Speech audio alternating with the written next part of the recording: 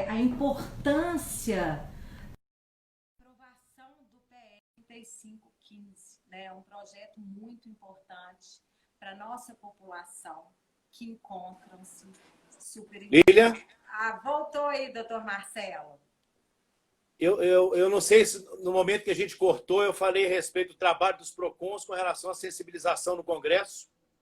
Isso. Você estava falando, né, É, dessa mobilização nacional dos PROCONs e entidades de defesa do consumidor em prol da aprovação do PL. exatamente. E nosso desejo é que ele seja aprovado como o CDC foi, ou seja, de forma unânime. Com Só que nós certeza. sabemos que, infelizmente, né, infelizmente, para o nosso lado, a Casa Legislativa ela tem a representatividade de todos os segmentos da sociedade. Então, tem Com banqueiro certeza. lá, tem lobby pesado lá, mas nós vamos tentar vencer Exatamente. isso aí do mesmo jeito que a gente conseguiu no Código. Eu só queria lembrar de uma coisa interessante, porque esse artigo 46 ele é apaixonante, e se nós pegarmos todo o contrato de consumo bancário, e praticamente todos os contratos de direito de consumo em massa, nós temos o seguinte: qual que é a última cláusula dos contratos? É o foro. E a penúltima? A penúltima cláusula de todos eles diz o seguinte: declare estar ciente de todas as condições desse contrato. Ponto. É E é um verdade. contrato, com dezenas de cláusulas. E aí que está a aplicação do 46, porque as informações sobre o custo efetivo podem até estar lá dentro. Só que isso contraria o 46, porque o 46 diz o seguinte: eu tenho que ter acesso a isso. E esse acesso é o dever de informação do credor, junto com o direito de informação do consumidor. Então, o dever de informar e é o direito de ser informado. Os bancos acham que não tem dever de informar. Se o cara não perguntar nada, eu não vou falar nada. Só que ele esquece que o artigo 46 diz: se você não falar, então, na verdade, a defesa dos bancos é o seguinte: está aqui a assinatura dele no empréstimo. E daí? E daí que está a assinatura dele? Ele entendeu o que ele estava assinando? Então não é só assinar, é entender o que está assinando.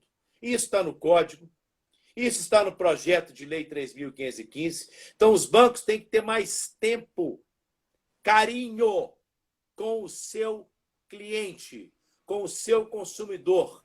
Tratá-lo com respeito é isso, explicar para ele: olha, isso é assim, assim, assado. Se o senhor optar por isso, vai acontecer isso, isso e aquilo. E isso é que a gente espera da função social dos bancos. Não só conceder o crédito para a finalidade que ele vai ter, é de respeitar o consumidor.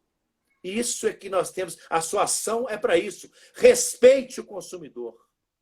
Informe a ele o que ele precisa, porque senão lá na frente a conta vai chegar e quando a conta chegar e não entender por que daquele valor, vai sobrar para quem? Para nós, PROCONs. De termos que Exatamente. ficar notificando o banco. Você explicou aquilo para ele, você explicou aquilo para o outro. Pelo amor de Deus, onde é que vocês estão com a cabeça? Para e explica. Então, meu medo é esse, Lilian. Na É. pandemia, será que o banco vai parar e explicar como a gente espera no atendimento de call center? Esse é um grande problema. Inclusive, Marcelo, isso na nossa ação, a gente recebeu várias reclamações dos consumidores que não estavam conseguindo contato com o banco para prorrogação. E muitas vezes eles estavam em dia, só que tinha caso que o cliente estava em dia demais. Se ele estava em dia e faltava 2 dias, ele não poderia prorrogar. Ou seja, eles criaram vários requisitos que não foi informado para a concessão dessa pausa e dessa prorrogação. Ainda sobre o direito da informação, né, que a gente gosta tanto desse artigo, só ressaltar exatamente isso, que o direito da informação, apesar de estar lá como direito básico, ele não é cumprido. Infelizmente, é uma questão também cultural, porque nós brasileiros, nós não temos muitas vezes paciência, né, de ler um contrato, e isso é extremamente importante, né? O consumidor chega lá e vai assinando. E o problema é que tem consumidores que nunca têm o acesso a esse contrato, porque esse contrato é inexistente, como é o caso dos créditos consignados, que é proibido, né, a contratação pelo telefone, mas, infelizmente, os bancos desrespeitam essa norma e muitos consumidores idosos vêm passando privações por causa dessa concessão de crédito irresponsável. E é importante também a gente falar que a gente fez uma pesquisa sobre o consumidor hipervulnerável e sobre o idoso. Eu não sei se você sabe, doutor Marcelo, que tem uma pesquisa que fala que apenas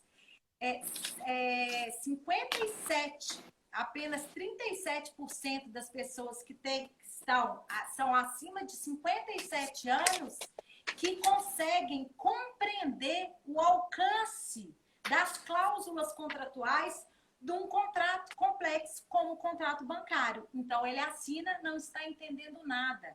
Mas o banco ele tem a responsabilidade, sim, de trazer aquela informação fácil. Então, se o consumidor é analfabeto, ele tem que colocar um X, ele tem que colocar a caixa alta, né? E esse projeto, o PL, ele traz algumas penalidades quando o banco não faz isso. Agora, voltando para o nosso assunto aqui, eu queria só lembrar, doutora Lília, antes de acabar, se me dá 3 minutos que eu quero fazer uma provocação a você, tá? Tá, pode fazer uma provocação, mas depende qual provocação. Não, você vai gostar muito, já vou até antecipar para você pensando. E o cadastro positivo no Adessa, cadê ele? É verdade. Eu vou te responder. Aí é um problema, né? Porque tem até um projeto, a gente falando do cadastro positivo, que acontece? Que durante esse prazo da pandemia, muitos consumidores não terão condições de cumprir aquele contrato por causa justamente do fato superveniente, que é a pandemia. Então, ele tem direito a uma revisão contratual. Mas, no momento, não importa se ele está negativado na pandemia ou não. Isso vai contar lá no score. Então, é muito importante o reflexo do cadastro positivo, e tem até um projeto de lei falando que a inadimplência durante a pandemia não poderia ser pontuado, porque, na verdade, seria uma injustiça. E falando um pouquinho mais desse cadastro positivo, que depois a gente tem que fazer uma live só sobre o cadastro positivo, né? Que muitas vezes também, o que a gente já recebeu reclamações, que muitas vezes o contrato, igual em tempos de pandemia, esse contrato traz cláusulas que vão colocar o consumidor numa situação de excessiva onerosidade. E ele não vai ter a capacidade de cumprir aquele contrato, né? E esse valor, muitas vezes, ele vai ser pontuado indevidamente, como é o caso também das negativações indevidas, que o juiz fala, mas é um mero aborrecimento. Mero aborrecimento, se meu nome foi negativado e eu paguei minhas contas em dias, qual será o reflexo dessa negativação indevida no meu cadastro positivo? Então, são reflexões. Eu te devolvo a pergunta e aí, doutor Marcelo, e o cadastro positivo em tempos de pandemia? Qual que é a sua opinião? E em seguida, porque a gente tem pouco tempo, depois eu quero saber, primeiro você responde o cadastro, aí depois eu vou te fazer uma outra pergunta. Lília, eu acho simplesmente que o cadastro tem que funcionar, e ele tem que funcionar com olhos para o momento da pandemia. Essa sensibilidade, inclusive o projeto de lei que está tramitando sobre a insolvência do consumidor, diz que a eventual inclusão de um consumidor nos órgãos de proteção ao crédito não poderão, nesse momento, impedir ele de ter outro acesso ao crédito. Porque senão vai gerar um problema imenso. Isso está previsto lá. Salvo engano, é o PL 1970, da insolvência civil, da moratória do consumidor. Então, eu acho que o crédito positivo, o cadastro positivo, perdão, ele tem que ter essas observações para os olhares da pandemia. Para se ter uma ideia, o Sistema Financeiro Nacional colocou 200 bilhões de reais de crédito nesse momento. Dos 200 bilhões, informação. Segunda informação, sabe quanto já foi renegociado? Quase 300 bilhões de reais. Então, os bancos têm que ter um cuidado muito nesse momento, porque eu estou tendo informação de negativa de crédito por motivos escusos, por motivos que não são objetivos. Então, eu acho que essa análise do cadastro positivo agora, ela tem que ter claro o rigor, que a gente tanto quis o cadastro positivo da aplicação dele, mas com um olhar um pouco mais solidário, um olhar um pouco mais compreensivo para a situação daquele consumidor nesse momento. Nós não podemos deixar, Lília, acontecer uma coisa. O crédito não pode ser mais caro do que ele já é. Nesse momento de pandemia, o crédito tem que ser mais barato. O banco tem que fazer com que isso aconteça. E quando a gente fala crédito mais barato, a gente tem que analisar também esse cadastro positivo com outros olhos nesse momento. Claro que a gente não pode esquecer que o banco tem interesse no lucro, caso que a gente não pode esquecer que ele tem preocupação com relação ao retorno desse dinheiro, mas ele tem mecanismos de avaliar isso de maneira objetiva. Nós não vamos sair dando dinheiro para todo mundo sem critério. Isso é um absurdo. Agora, dar do jeito que está dando, sem informação precisa, sem uma análise de crédito mais detalhada e com riscos de um crédito mais caro, isso é inadmissível. Bom, Marcelo, mas infelizmente, né, essa questão ou felizmente, é claro, né, gente, é importante ressaltar que o Instituto de Defesa Coletiva, ele reconhece a importância, né, da atuação das instituições financeiras em nosso país, né? Algumas vêm desenvolvendo um trabalho, né, de questão social, mas ainda está muito longe, né? A gente não pode esquecer, Marcelo, que no nosso país, ele tem a maior taxa de spread do mundo, que é a diferença entre a captação de recurso no mercado financeiro e o repasse para o consumidor. E que eu chamo isso, Lília, eu chamo isso de, no linguajar popular, o tamanho da goela. Exatamente. E o que acontece? Ao longo dos 20 anos, o setor bancário foi o mais que lucrou em nosso país. São lucros de bilhões, bilhões e bilhões. E, em contrapartida, nós estamos tendo o quê? O superendividamento dos nossos consumidores.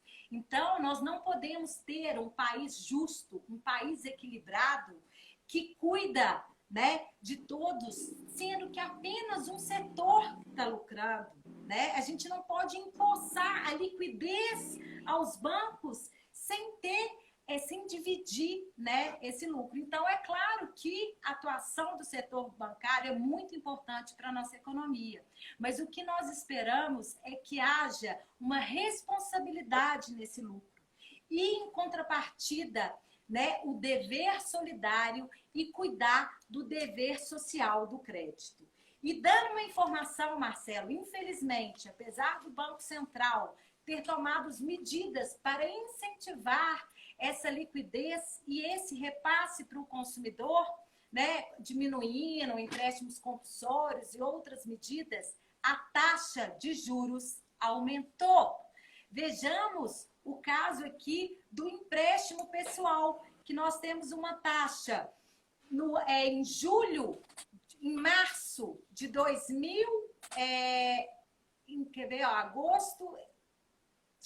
dezembro era 5,70, janeiro 6,10, fevereiro 6,23. Em março diminuiu assim nem 2%. Então, em alguns casos, houve o aumento, como o caso do crédito pessoal para microempresas. Então, nós temos que lutar, né, as entidades de defesa do consumidor, com todas as lideranças, e tentar mudar isso. Lília, você falou super bem aí. O nosso presidente aqui do CDL-BH, o meu xará, que eu gosto muito dele, tem a campanha do Juro Zero para o pessoal lojista, para o microempresário. É isso que a gente espera de solidariedade nesse momento. A Márcia Moro, nossa colega lá do Procon de Santa Maria, entrou aí e fez um comentário. A Márcia é uma pessoa sensacional, super inteligente, bacana, da defesa do consumidor. A frase dela só está um pouquinho incompleta, que ela falou que para banco não tem almoço 0800. Não tem almoço, nem café, nem janta. É os claro. três. É almoço, café e janta. Deveriam repensar lucros trilionários para, nesse momento, de novo, cativar confiança, lealdade. São contratos cativos que a gente tem com bancos. E pedir mesmo, juros zero. É isso que nós estamos pedindo, é juros zero. Dá para entender, banco? É juros zero. Não custa nada. Ao invés de você ter um lucro de trilhões, você vai ter de alguns bilhões. Só isso. É muito simples, é muito pouco para eles e é muito para quem está aqui do lado de cá nesse momento, sem condições de ter acesso ao crédito, para ele ficar mais caro. Não adianta ficar mais baratinho, como você falou, Línia, porque você só está baixando a febre de 40 graus para 38. Eu quero baixar ela para 36. É isso que a gente espera dos bancos. Tentar trabalhar com os juros menor possível, pelo menos nesse momento. Aí a gente pode acreditar na função social, porque senão é a outra parte que você falou que vai acontecer. Lucro a qualquer custo. Lucro a qualquer custo e ao custo daquele trabalhador, né, que luta, trabalha e muitas vezes está tirando dinheiro do remédio, da comida de casa para pagar os juros do banco. Então, nós temos que tomar medidas, né? Nós precisamos o quê? Nós, da defesa do consumidor, educar os consumidores, sim, ao crédito, fazer campanhas. O Instituto tem a campanha do crédito consciente aos idosos. Nós vamos expandir o nosso projeto para o Brasil todo e também para jovens, para mulheres. Mas também a gente precisa de quê, Marcelo? Fornecedores responsáveis. E hoje nós temos um instrumento, né, que o Instituto de Defesa Coletiva, que são as ações coletivas de consumo, porque através desse instrumento a gente consegue, algumas vezes, com muita luta e ajuda, né, de toda a nossa equipe, de tentar que essas instituições financeiras elas cumpram o que está previsto, né, no nosso querido Código de Defesa do Consumidor. E na Constituição. Aqui, e na Constituição, principalmente. Constituição Federal, claro. E para finalizar, eu queria saber qual que é o reflexo aí dessas medidas dos bancos aos consumidores que chegam aí aos balcões dos PROCONs e o que você acha que nós podemos fazer para mudar. Como nós vamos convencer os nossos bancos a lucrar um pouquinho menos? Pois é, Lília. A maioria dos PROCONs estão com seu atendimento presencial suspenso, mas alguns estão atendendo por e-mail. Nós temos também aí a divulgação da plataforma www.consumidor.gov.br, que é a plataforma que nós temos indicado para que as pessoas procurem os bancos aí para a renegociação. Segundo a Senacom, tá? Quando eu falo segundo a Senacom, porque infelizmente, quando se fala em Senacom hoje, o negócio fica complicado, né? Mas segundo a Senacom, os bancos estão preparados aí para, nessa plataforma, tentar fazer melhor negociação para os consumidores. O que eu tenho recebido nos e-mails do Procon Assembleia são principalmente duas reclamações. Publicidade totalmente enganosa, não fizeram gracinha nenhuma para mim, nem me atenderam direito. E a outra é se surpreendendo com informações lá na hora, que não foram dadas na publicidade anteriormente, de encargos, tornando essa contratação mais cara. Então, o que a gente tem que primar, eu falei de novo, vou falar de novo, tem que haver negociação no sentido de que seja mais barato, linhas de financiamento mais baratas e, se possível, a todos. É o que a gente espera, porque senão a publicidade que está aí é enganosa, senão a função social do crédito é uma balela. Então nós temos que trabalhar para comprometer a apresentar ao Instituto de Defesa Coletiva reclamações que cheguem aos PROCONs no sentido de publicidade enganosa por omissão. E aquela omissão é o seguinte: está prometendo mundos e fundos e não promete nada, está negando o crédito e omitindo informações claras e precisas sobre todos aqueles encargos que nós sabemos que estão ali previstos no artigo 52 do Código e que devem ser informados ao consumidor no momento da concessão do crédito. Exatamente. Doutor Marcelo, eu agradeço muito o seu aceite. É uma grande honra estar aqui com você, meu grande amigo de luta. Você sabe aí da minha gratidão, né, que eu tenho à sua pessoa e o orgulho, né, desse PROCON da Assembleia que tanto luta e ajuda os consumidores de Minas Gerais.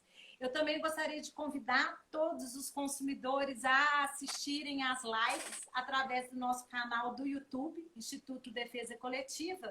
E quem estiver recebendo reclamações, PROCONs, essas reclamações podem ser enviadas para o Instituto através do e-mail contato@defesacoletiva.org.br. É importante ressaltar que a publicidade enganosa é considerada crime e recebemos um ofício do Ministério Público de Minas Gerais, da promotora criminal, pedindo as provas. Então, o PROCON que estiver nos assistindo pode enviar as provas de publicidade enganosa por omissão em relação à prorrogação, tá? Eu agradeço. Tá bom. E semana que vem nós temos uma próxima live. Muito obrigada, doutor Marcelo. Ó, um abraço, viu? Ô, Lília, eu que agradeço e quero deixar uma mensagem final, se tiver um tempinho aí, para os PROCONs. Claro!